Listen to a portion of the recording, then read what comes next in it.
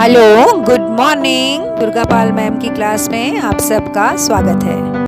Good morning class, welcome back to Durga Pal ma'am's class. आज की class में हम पढ़ रहे हैं क्लास 5 हिंदी वीणा का तीसरा चैप्टर चांद का कुर्ता के प्रश्न उत्तर। इसकी व्याख्या मैं आपको करा चुकी हूँ, आपने वीडियो देख ली होगी। आज हम करेंगे इसके प्रश्न उत्तर। तो शुरू करते हैं। पहला प्रश्न है बातचीत के लिए।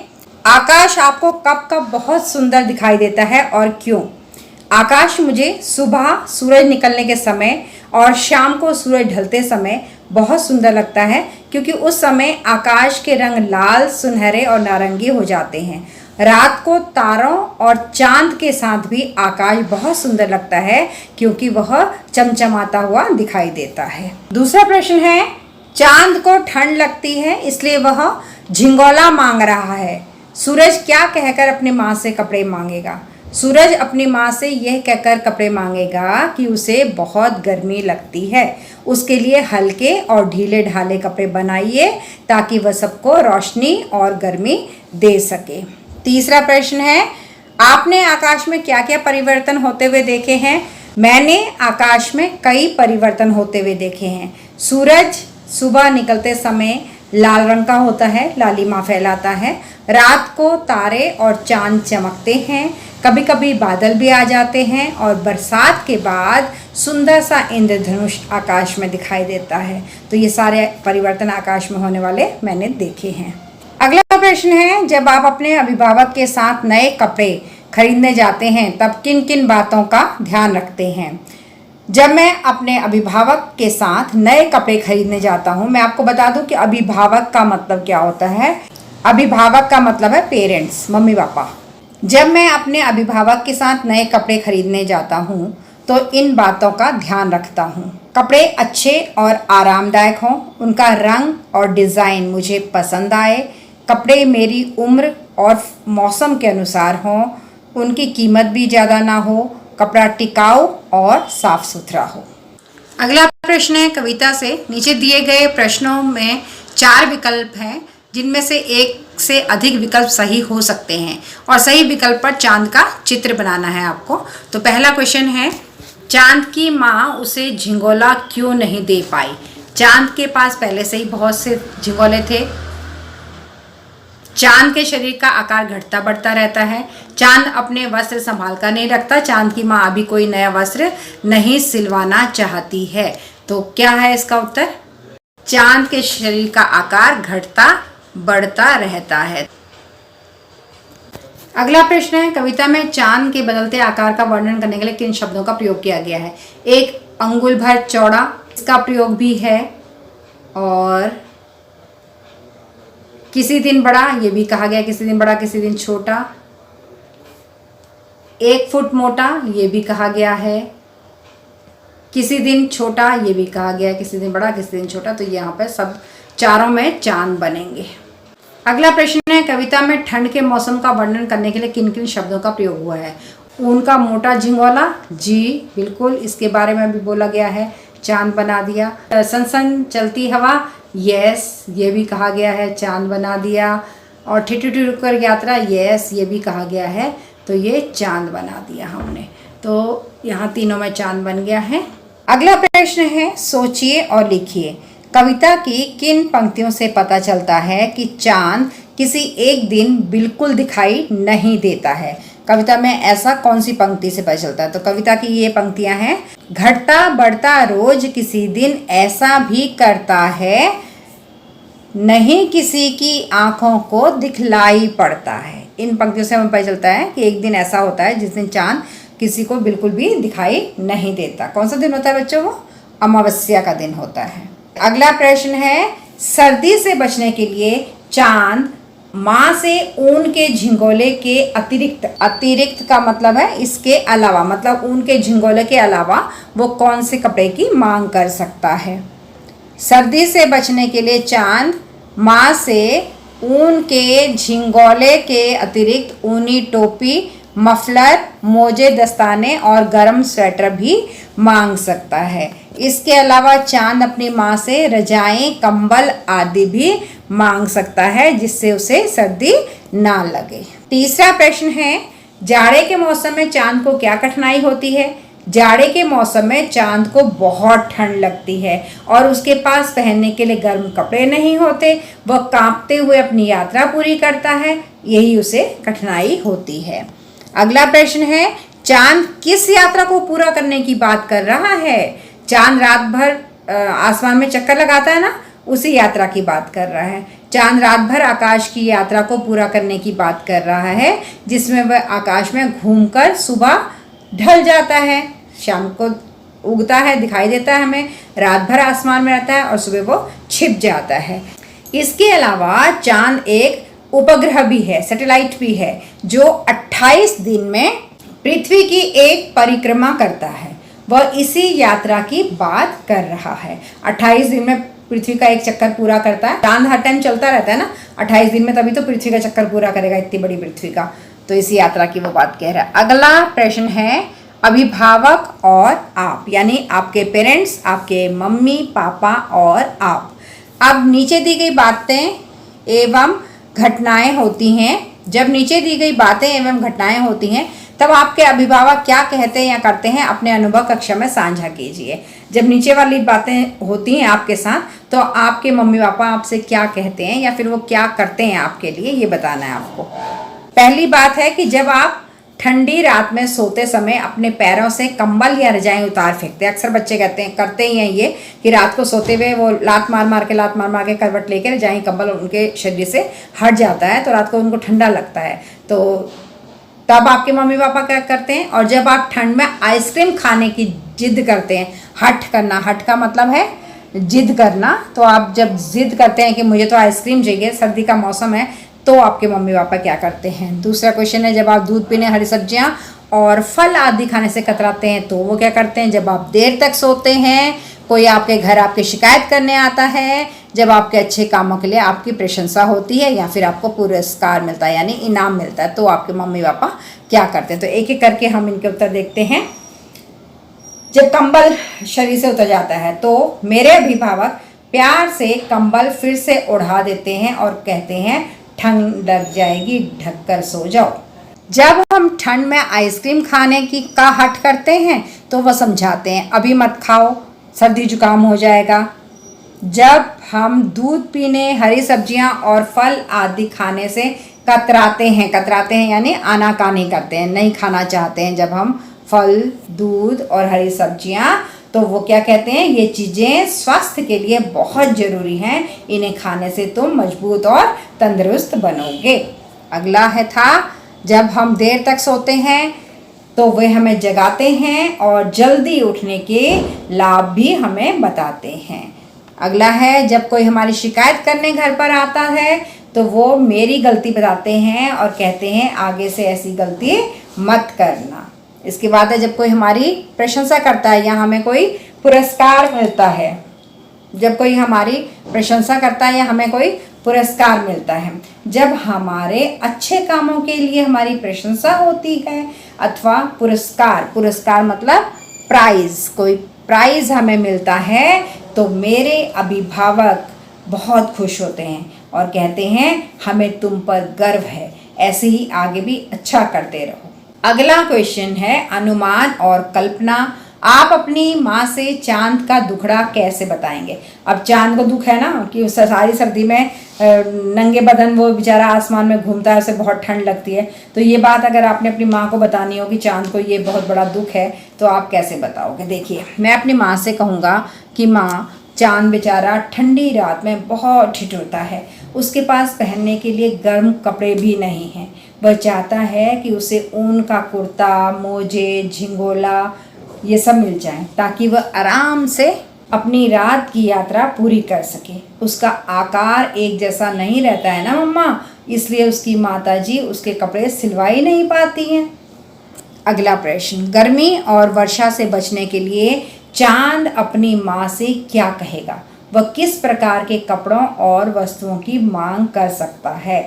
सर्दी से बचने के लिए तो कविता में दे रखा है ना, और गर्मी और बारिश से बचने के लिए चांद क्या कहेगा? तो इसको लिखना भी हमने कविता की पंक्तियों में, जैसे सर्दी के लिए कविता बना रखे, ऐसे गर्मी और बारिश के मौसम के लिए बनानी है। चांद गर्मी से बचने के लिए अपनी माँ से कहेगा, माँ गर्मी में सूती कपड़े दे दो, हल्की हवा जैसे झोंके दे दो। वर्षा से बचने के लिए चांद अपनी माँ से कहेगा बरसात में रेनकोट प्यारा चाहिए, छाता जूते भी सहारा चाहिए। तो ये कविता की पंक्तियों में ही लिखा है मैंने। गर्मी बरसात से बच पाऊँ मैं, आकाश की सैर मजे से कर पाऊँ मैं। वह गर्मी और वर्षा से बचने के लिए अपनी माँ से सूती कपड़े, पंखा, रेनकोट, छाता इसकी मांग कर सकता है। अगला प्रश्न है, चांद ने माँ से कुर्ता किराए पे लाने के लिए क्यों कहा होगा? चांद ने माँ से कुर्ता किराए पे लाने के लिए इसलिए कहा होगा क्योंकि समय की कमी है। एक तो रोज रात को ही जाता है वो तो समय पे, तो उसे जल्दी से जल्दी चाहिए, टाइम नहीं है। दूसरा पैसों की तंगी भी तो हो सकती है, रोज रोज उसकी माँ को नया कुर्ता सिलवाना पड़ेगा, इतने कपड़े कैसे सिलवाएगी वो, ये तो संभव भी नहीं है। इसलिए उसने सोचा होगा कि इतने कुर्ते माँ बनवा नहीं पाएगी, पैसे हमारे पास नहीं है, टाइम भी नहीं है। तो यही सोचकर उसने अपनी माँ से क्या कहा कि माँ ऐसा करो किराए पर ही ले आओ, वो सस्ता भी रहेगा और आसान भी रहेगा। अगला प्रश्न है, यदि माँ ने चांद का कुर्ता सिलवा दिया होता तो क्या होता?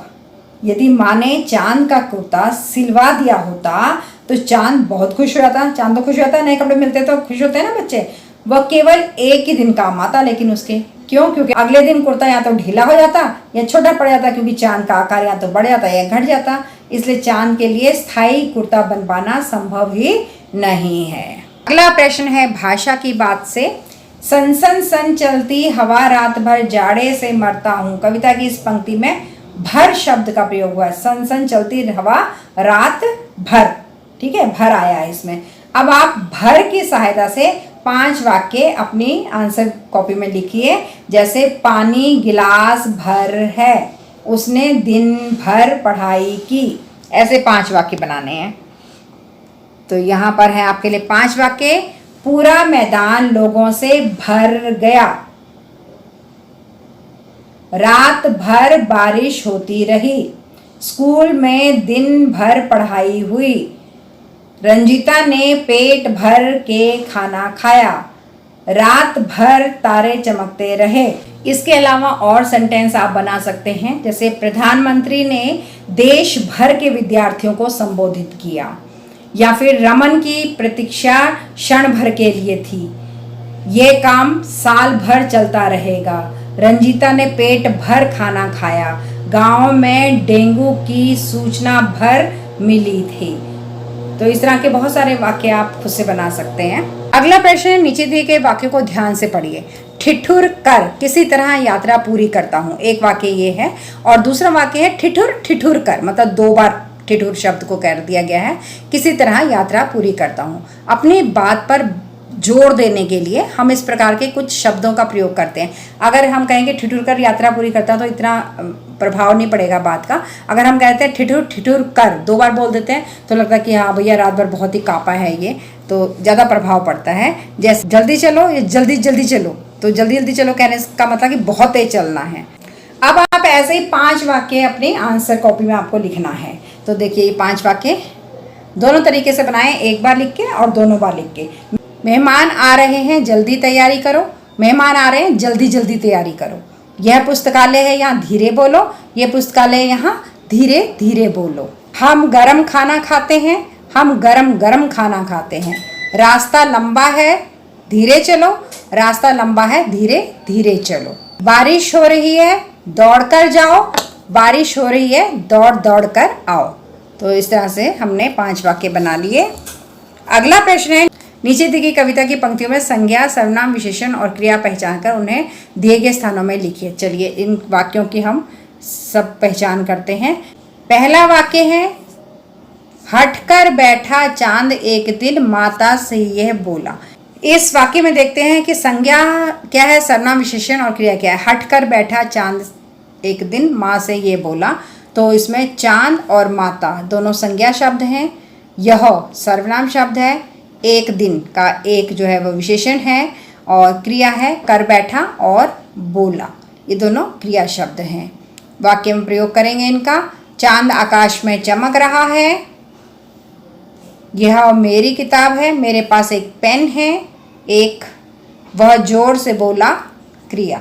दूसरा सेंटेंस दिया हुआ है हमें, आसमान का सफ़र ये मौसम है जाड़े का। यहाँ पर संज्ञा शब्द है आसमान, सफ़र, मौसम और जाड़ा।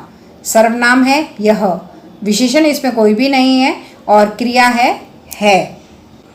इसमें अगर आपको संज्ञा, सर्वनाम, विशेषण, क्रिया क्या होते हैं समझ में नहीं आ रहा है तो मैंने वीडियो डाल रखी है ऑलरेडी। संज्ञा किसे कहते हैं, संज्ञा की परिभाषा, सर्वनाम की परिभाषा, विशेषण की परिभाषा, क्रिया किसे कहते हैं, इन सब की वीडियो मेरी डली हुई है दुर्गापाल मैम की क्लास में। एक व्याकरण नाम से प्लेलिस्ट है व्याकरण के नाम की, आप उसको खोलिए, उसमें आपको सारे वीडियो मिल जाएंगे। और मैंने बड़े शॉर्ट में समझा रखा है कि संज्ञा, सर्वनाम, विशेषण, क्रिया को कैसे पहचाना जाता है, उसकी पहचान की ट्रिक बता रखी है वहाँ पर, तो आपको बहुत आसान हो जाएगा वहाँ से क्रिया, संज्ञा, सर्वनाम, विशेषण, क्रिया, क्रिया विशेषण सब जानना बहुत सरल हो जाएगा। 5वीं क्लास के बच्चों को ये सब पता होना चाहिए, क्योंकि आगे की क्लासेस में तो आपके व्याकरण में ये सब आएगा ही आएगा। इनका वाक्य प्रयोग है, आसमान नीला है, यह मेरा दोस्त है, सर्दी का मौसम ठंडा होता है, वह स्कूल में है क्रिया शब्द। अगला वाक्य है, सिलवा दो माँ मुझे ऊन का मोटा एक झिंगोला। यहाँ पर माँ, ऊन और झिंगोला ये 3 संज्ञा शब्द हैं। मुझे सर्वनाम है, मोटा और एक विशेषण है, सिलवा देना ये क्रिया शब्द है। अब इनके वाक्य प्रयोग, माँ मुझे कहानी सुनाती है, मुझे होमवर्क करना है, यह मोटी किताब है, दर्जी ने कपड़े सिल दिए। चौथा वाक्य था, ठिठुर ठिठुर कर किसी तरह यात्रा पूरी करता हूँ। इसमें से यात्रा शब्द जो है वो संज्ञा शब्द है। इस वाक्य में सर्वनाम और विशेषण शब्द नहीं दे रखे हैं, क्रिया शब्द हैं ठिठुर ठिठुर कर और करता हूँ। अगर आप कहीं और चेक करेंगे ना इस पाठ के प्रश्न उत्तर, तो आपको बहुत सारी गलत इन्फॉर्मेशन मिलेगी। जैसे ठिठुर ठिठुर कर, ठिठुर ठिठुर कर भी क्रिया शब्द है, ये होता है पूर्वकालिक क्रिया इसे कहते हैं, जो आप बड़ी क्लासों में पढ़ेंगे, इसलिए मैं आपको ज़्यादा विस्तार से नहीं बता रही हूँ। लेकिन जिस भी शब्द के पीछे कर आ जाता है, जिस भी क्रिया शब्द के पीछे कर आता है, वो पूर्वकालिक क्रिया कहलाती है। तो ठिठुर ठिठुर कर भी क्रिया शब्द है। ठिठुर ना, क्योंकि हिंदी में जिन भी शब्दों के पीछे ना लगता है उन्हीं को क्रिया शब्द कहते हैं। तो ठिठुरना, करना, होना ये सब क्रिया शब्द हैं।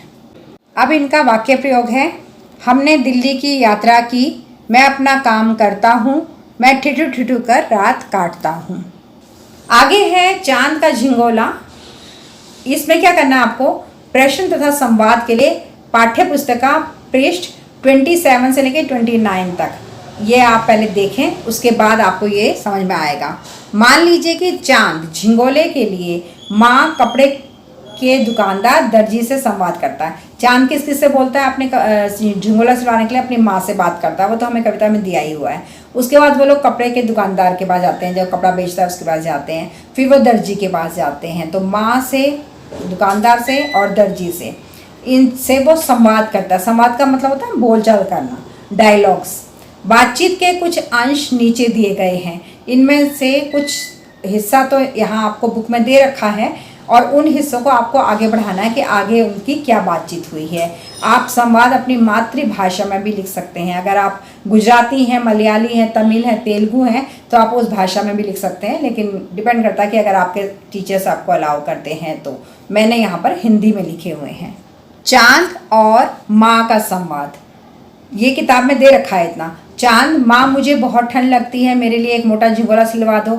माँ तुझे सच में ठंड सताती होगी, लेकिन एक समस्या है। चांद, समस्या? कैसी समस्या माँ? तेरा आकार तो प्रतिदिन बदलता रहता है, कभी छोटा कभी बड़ा कभी एकदम गायब, मैं कैसे नाप लूँ?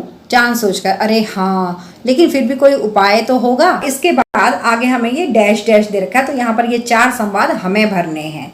तो देखिए, माँ, बेटा हम एक काम करते हैं। चांद, क्या माँ बताओ? माँ कह रही है, हम बाजार जाकर कपड़े की दुकान पर पता करते हैं कि तेरे बदलते आकार का कोई उपाय है या नहीं। चांद, ठीक है माँ, चलो कपड़े वाले के पास चलते हैं, वही हमारी समस्या हल करेगा। तो अब ये चले कपड़े वाले के पास। तो चांद और कपड़े का दुकानदार, अब इनके बीच में बातचीत होगी। चांद, दुकानदार जी मुझे एक गर्म कपड़ा चाहिए जिससे मेरी सर्दी दूर हो जाए। दुकानदार, अवश्य, कितने मीटर चाहिए? चांद, यही तो समस्या है, मैं कभी छोटा होता हूँ कभी बड़ा, आप ही बताइए कितने मीटर लूँ? दुकानदार हंसकर, अरे छोटू चांद, जब आपका नाप ही तय नहीं तो कपड़ा कैसे दूँ, पहले नाप तो तय करके आओ।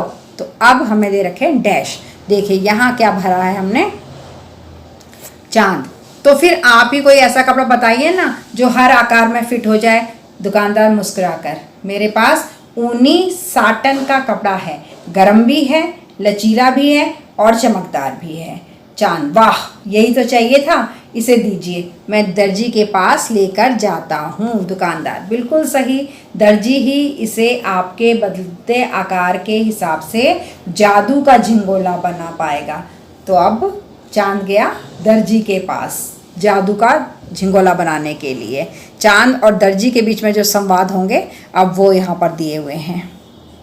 चांद कह रहा है, दर्जी जी मेरे लिए एक कुर्ता सिल दीजिए। दर्जी, बिल्कुल, लेकिन पहले अपना नाप तो दो। चांद, यही तो समस्या है, कभी मैं छोटा कभी बड़ा हो जाता हूँ। दर्जी हंसते हुए, तो फिर ऐसा करो, प्रतिदिन मेरे पास आओ और मैं प्रत्येक दिन तुम्हारे नाप का नया एक कुर्ता सिल दिया करूँगा। चांद खुश होकर, फिर तो मुझे रोज़ नए कपड़े मिलेंगे। लेकिन माँ मानेगी नहीं। इसके बाद के 4 डैश हमें दिए हुए हैं, इन्हें हम पूरा करते हैं।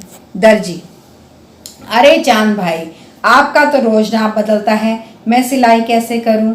चांद, बस ऐसा बना दीजिए कि छोटा बड़ा होते ही कपड़ा अपने आप फिट हो जाए। दर्जी हंसते हुए, तो फिर मैं इसमें जादुई धागा डाल दूंगा जो हर रोज आपके आकार के हिसाब से बदल जाएगा। चांद, वाह दर्जी भैया, तब तो मैं आसमान में और भी सुंदर लगूंगा। दर्जी, हाँ, और सब बच्चे खुशी से तुम्हें निहारेंगे। निहारेंगे मतलब देखेंगे, कभी झिंगोले में, कभी गोल गले के स्वेटर में। चांद मुस्कुराकर, ठंड भी दूर हो जाएगी और सुंदरता भी बढ़ जाएगी। धन्यवाद। तो इस तरह से हमने कन्वर्सेशन पूरा कर लिया, इनका संवाद पूरा हो गया। आगे चलते हैं। दूसरा प्रश्न है, अब आप इन संवादों पर कक्षा में शिक्षक की सहायता से अभिनय कीजिए। तो ये तो आप अपनी क्लास में कर सकते हैं, एक्टिंग करके दिखानी है आपको ये डायलॉग्स बोलते हुए। आगे चलते हैं कविता से आगे। इसमें पहला प्रश्न है, क्या चांद की तरह आप भी अपनी माँ से किसी वस्तु के लिए हट करते हैं, जिद करते हैं किसी चीज़ के लिए? आप अपनी माँ को इसके लिए कैसे मनाते हैं? जरूर, बच्चे तो जिद करते ही हैं अपनी माँ से। तो इसका उत्तर हमने लिखा है, हाँ, मैं भी कभी कभी चांद की तरह अपनी माँ से हट करता हूँ। जब मुझे कोई खिलौना या फिर आइसक्रीम चाहिए होती है तो मैं माँ से बार बार कहता हूँ, मैं माँ को प्यार से गले लगाता हूँ और कहता हूँ, माँ प्लीज़ बस ये आखिरी बार दिला दो ना। माँ मेरी मुस्कान देखकर मान जाती है। बच्चे बहुत चालाक होते हैं ना, जब कुछ चाहिए होता है तो ऐसे ही आते हैं गले में बाहें डाल करके बोलने के लिए, है ना। चलिए, दूसरा प्रश्न है, आपकी माँ आपको किसी काम के लिए कैसे मनाती है? माँ भी चालाक होती है, देखिए कैसे मनाती है। मेरी माँ मुझे बहुत प्यार से मनाती है। जब मैं कोई काम नहीं करता तो माँ पहले समझाती हैं कि यह काम क्यों ज़रूरी है, फिर कहती हैं, देखो तुम अच्छा करोगे तो मुझे बहुत अच्छा लगेगा। कभी कभी मुझे छोटी सी टॉफ़ी या फिर मेरी पसंद का खाना बना करके भी अपने काम के लिए मना लेती हैं। अगला प्रश्न है, गर्मी, सर्दी या वर्षा से बचने के लिए आपकी माँ आपको क्या कहती है या फिर क्या करती है? गर्मी में माँ मुझे हल्के कपड़े पहनने को कहती है और ठंडा पानी पीने को देती है और कहती है, धूप में टोपी पहनना, ज़्यादा देर बाहर मत रहना। सर्दी में वह मुझे स्वेटर, टोपी और गर्म दूध देती है और कहती है, ठंडी हवा चल रही है, बिना स्वेटर के बाहर मत जाना। वर्षा में माँ मुझे रेनकोट पहनाकर और छाता देकर बाहर भेजती है और कहती है, बारिश में मत भीगना, नहीं तो सर्दी लग जाएगी। हर मौसम में माँ मेरा ध्यान रखती है और मुझे बीमार होने से बचाती है।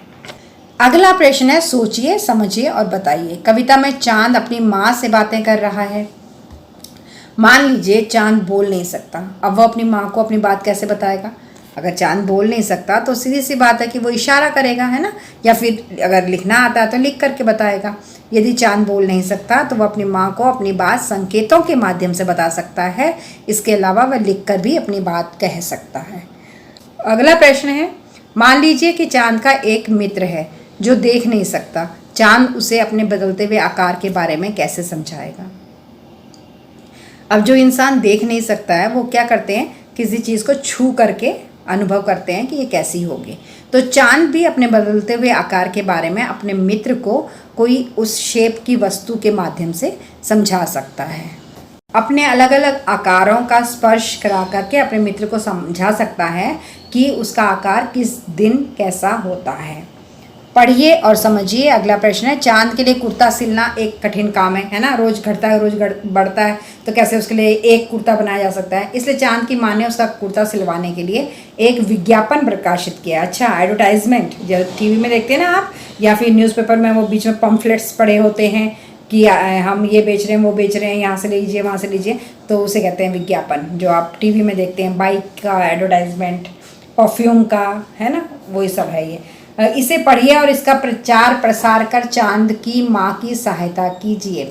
आपको विज्ञापन पढ़ना है, जो बना रखा है उसकी माँ ने, ये विज्ञापन माँ ने बना रखा है, हमें दिया हुआ किताब में ये बना हुआ विज्ञापन। चांद की माँ की विशेष घोषणा, क्या आप हैं सबसे कुशल दर्जी? क्या आप सिल सकते हैं ऐसा कुर्ता जो प्रतिदिन बदलते आकार में भी फिट आए? समस्या, मेरा बेटा चांद कभी 1 अंगुल भर छोटा तो कभी 1 फुट मोटा हो जाता है। उसके लिए एक ऐसा कुर्ता चाहिए जो हर दिन उसके शरीर में फिट बैठ सके। आवश्यकता, ऐसा कुर्ता जो अपने आप छोटा बड़ा हो सके, ऊन का मोटा झिंगोला ताकि ठंड से बच सके।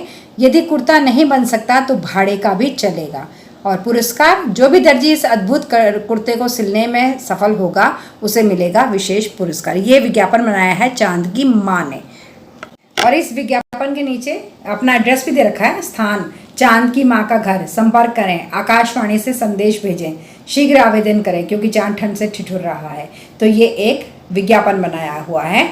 अब इस विज्ञापन का आपको प्रचार प्रसार करना है, तो मैंने रिटर्न में आपको दे दिया है यहाँ पर। मैं इस विज्ञापन का प्रचार प्रसार करूँगा, मतलब प्रचार प्रसार करना मतलब स्प्रेड करना, फैलाना इसको। मैं अपने मोहल्ले और स्कूल के सभी बच्चों को बताऊंगा कि चांद की माँ को एक विशेष दर्जी की ज़रूरत है। मैं पोस्टर बनाकर दीवारों पर लगाऊंगा और सबको समझाऊंगा कि जो भी दर्जी ऐसा अद्भुत कुर्ता सिल सके उसे विशेष पुरस्कार मिलेगा। इस तरह लोग जल्दी से आवेदन करेंगे। आवेदन करना मतलब एप्लीकेशन देना कि हम कर सकते हैं, हम कर सकते हैं, और चांद की माँ की समस्या हल हो जाएगी। अब अगला इंपॉर्टेंट क्वेश्चन शुरू होता है कि अब आप एक रोचक विज्ञापन तैयार कीजिए जिसमें आप अपने लिए कोई वस्तु मंगवा रहे हैं। आप क्लास 5 के बच्चे हैं, आपको विज्ञापन बनाना यहाँ पर सिखाया जा रहा है। किस लिए जानते हैं आप? क्योंकि क्लास 10 में बोर्ड एग्जाम में 5 नंबर का क्वेश्चन आता है विज्ञापन बनाने का। तो अभी से अगर आप बनाएंगे तो आप हैबिचुअल हो जाएंगे, आपको आदत पड़ जाएगी, विज्ञापन कैसा होता है ये आपको पता चल जाएगा। इसके लिए ये क्वेश्चन यहाँ दे रखा है। कोई भी वस्तु मंगानी है तो देखिए, मैंने सोचा कि चलो आपके लिए हिंदी की किताबें मंगवा ली जाए, वीणा कक्षा 5 की, तो उसी का विज्ञापन तैयार किया है मैंने। देखिए विज्ञापन में हमेशा ये ऐसे करके लाइन डाल रखी है ना, मैंने बाहर से आउटलाइन कर रखी है, विज्ञापन हमेशा उसके अंदर लिखा जाता है। आवश्यकता, हिंदी की पुस्तक वीणा कक्षा 5, मुझे कक्षा 5 की हिंदी की पुस्तक वीणा चाहिए। पुस्तक अच्छी क्वालिटी की हो, पन्ने पूरे और साफ सुथरे हों, कवर फटा हुआ ना हो। संपर्क करें, रोल नंबर 12, कक्षा 5, प्राथमिक विद्यालय, गली नंबर 3, सरस्वती नगर। तो ये है आपका एड्रेस विज्ञापन के लिए। अथवा मैंने 2 विज्ञापन बनाए हैं क्योंकि बुक में हमें एक चांद की माँ का विज्ञापन दिया हुआ था, तो अगर आपके टीचर कहें कि सेम वैसा ही बनाओ तो वो उसके लिए मैंने दूसरा विज्ञापन तैयार कर रखा है। देखिए विशेष विज्ञापन, मुझे चाहिए एक जादुई बैग, इसमें हम बैग मंगा रहे हैं। आवश्यकता, ऐसा बैग जिसमें सारे होमवर्क की किताबें अपने आप सज जाएं, बैग के अंदर अपने आप चली जाएं सारी की सारी किताबें हमारी।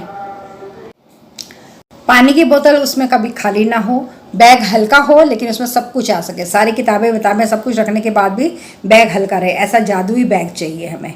पुरस्कार, जो भी मुझे ये जादुई बैग दिला देगा उसे हर दिन मेरी टॉफ़ियों में से आधी टॉफ़ी मिल जाएगी। और जगह एड्रेस क्या है? मेरा घर गली नंबर 5, स्कूल के पास। संपर्क करें, कैसे करेंगे? मुझे पत्र भेजें या स्कूल में मेरे डेस्क के ऊपर नोट रख दें। जल्दी करें, कल फिर से होमवर्क आने वाला है। तो ये एक हंसी वाला एक विज्ञापन दिया है और एक मैंने आपको वैसा विज्ञापन दिया है जो ओरिजिनल बनता है। तो आपकी इच्छा, आप कोई भी विज्ञापन बना सकते हैं। अगला प्रश्न है आपकी कलाकारी। तो ये तो कुछ आपको एक्टिविटी दे रखे करने के लिए जिसे आप खुद करेंगे। अगला प्रश्न है पुस्तकालय एवं अन्य स्रोत। पुस्तकालय में चांद, सूरज, तारे, आकाश आदि पर बहुत सी रोचक, मनोरंजक और ज्ञानवर्धक पुस्तकें उपलब्ध होती हैं। उन पुस्तकों को ढूंढकर पढ़िए और उनके बारे में कक्षा में चर्चा कीजिए। तो ये काम आप ही करेंगे। अगला प्रश्न है अपने शिक्षक, पुस्तकालय प्रभारी और पितरों की सहायता से चांद तथा सूरज की बदलती स्थितियों की और जानकारियाँ प्राप्त कीजिए। ये भी पता लगाइए कि चंद्र ग्रहण और सूर्य ग्रहण कब और क्यों होता है। आप अपने माता पिता या अभिभावक से भी इसके बारे में बात कर सकते हैं। देखिए सूर्य ग्रहण तो तब होता है जब चंद्रमा पृथ्वी और सूरज के बीच में आ जाता है, जिससे सूरज की जो रोशनी होती है वो या तो धरती तक बहुत कम पहुंच पाती है या फिर बिल्कुल नहीं पहुंच पाती। तो जब चांद की रोशनी, सूरज की रोशनी पृथ्वी तक नहीं पहुंच पाती है तो उस दिन सूर्य ग्रहण हो जाता है और ये अमावस्या का ही दिन होता है। चंद्र ग्रहण तब होता है जब पृथ्वी सूर्य और चंद्रमा के बीच में आ जाती है, जिससे पृथ्वी की छाया चंद्रमा के ऊपर पड़ने लग जाती है। तो उस दिन चंद्र ग्रहण होता है और ये दिन पूर्णिमा का दिन होता है। अगला प्रश्न है, बूझो तो जाने, तन है मेरा हरा भरा, रस से रहता सदा भरा, भीतर से हूँ मैं लाल, प्यास बुझाकर पूछूं हाल।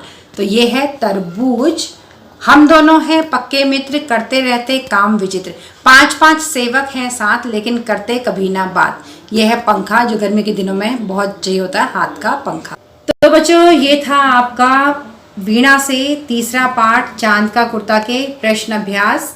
मैंने पूरा प्रश्न अभ्यास आपको कराया है और बहुत अच्छे से आपको आंसर्स दिए हैं। अगर आपको अच्छा लगा हो दुर्गापाल मैम की क्लास में पढ़ना और ये आंसर्स आपको यूनिक लगे हों, सबसे अलग लगे हों, तो कर दीजिए अब 4 काम। पहला है लाइक का बटन दबाना, दूसरा है 2 दोस्तों के साथ शेयर करना, तीसरा है दुर्गापाल मैम की क्लास को सब्सक्राइब करना और चौथा है बेल आइकन को दबा देना, ताकि आगे आने वाली वीडियो के नोटिफिकेशन आपको मिलते रहें। तो मिलते हैं अब अगली वीडियो में अगली चैप्टर के साथ। तब तक के लिए tata bye bye and love you all.